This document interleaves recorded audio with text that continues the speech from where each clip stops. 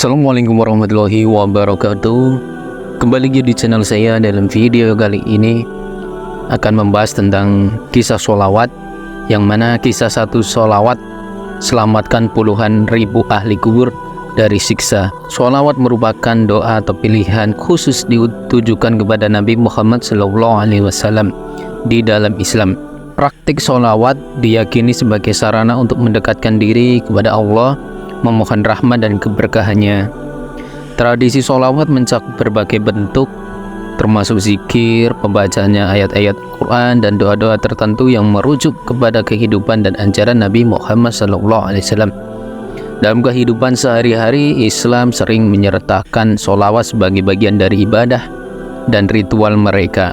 Sholawat bukan hanya merupakan ungkapan cinta dan penghormatan terhadap Nabi, tetapi juga dianggap sebagai cara untuk mendapatkan syafaat atau pertolongan dari Allah di dunia dan akhirat.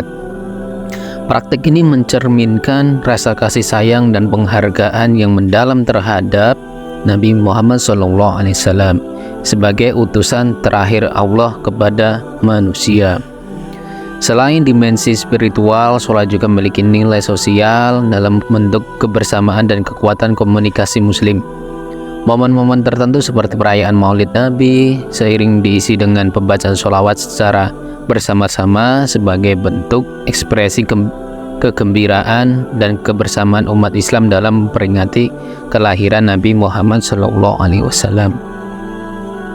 Sholawat juga memainkan peran penting dalam menciptakan atmosfer kedamaian dan keberkahan di tengah-tengah masyarakat Muslim.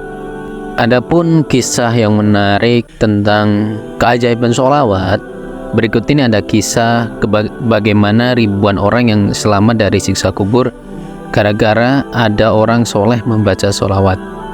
Dengan membaca sholawat, maka akan menerima faidah atau keutamaan. Salah satunya adalah terhindarnya dari siksa kubur. Pengalaman dirasakan ribuan ahli kubur yang menerima fadilah bacaan sholawat dengan terhindar dari siksa yang mengerikan.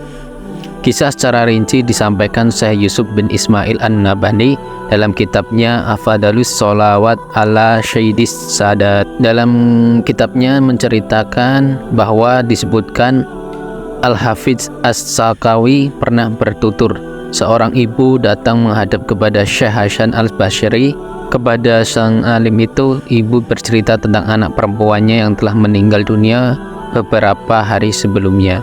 Sang ibu ingin bermimpi melihat anak perempuannya yang sudah meninggal itu. Melihat keinginan sang ibu yang begitu kuat, Syekh Hasan Basri kemudian memberikan beberapa amalan untuk dilakukan.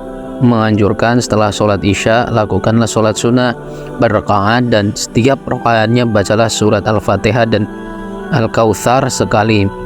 Setelah itu duduklah dengan posisi miring sambil membaca sholawat kepada Nabi Muhammad SAW sampai dengan kau tertidur. Maka sang ibu mengamalkan apa yang diajarkan oleh Syekh Hasan. Di dalam tidurnya ia bermimpi melihat anak perempuannya dalam keadaan disiksa.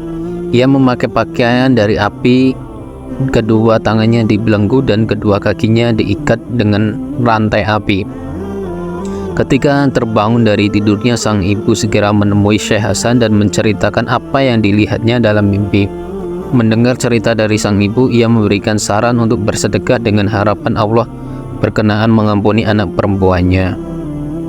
Pada malam harinya, Syekh Hasan bermimpi seakan berada di pertamanan surga. Di sana ada sebuah kasur yang berbentang, di antaranya ada seorang perempuan berwajah elok dan mahkota cahayanya di kepalanya. Kepada Syekh Hasan, perempuan itu berkata, "Ya Hasan, kau mengenaliku?" "Tidak," jawabnya. Perempuan itu mengatakan, "Aku ada anak perempuan dari seorang ibu yang kau perintahkan untuk membaca sholawat." Syekh Hasan seperti itu tak percaya. "Ibumu tak menceritakan tentang dirimu bukan dengan keadaan seperti ini," katanya. "Apa yang disampaikan ibuku itu memang benar adanya," timbal perempuan itu. "Lalu apa yang menjadikan mendapatkan kemuliaan seperti ini?" "Kami ada 70.000 jiwa yang sedang mengalami siksaan sebagaimana diceritakan ibuku padamu. Satu hari seorang yang soleh lewat di pemakaman kami sambil membaca sholawat. Nabi sekali dan menghadiahkan pahalanya untuk kami. Allah menerima sholawat yang dibacakannya itu dan membebaskan kami semua dari siksaan.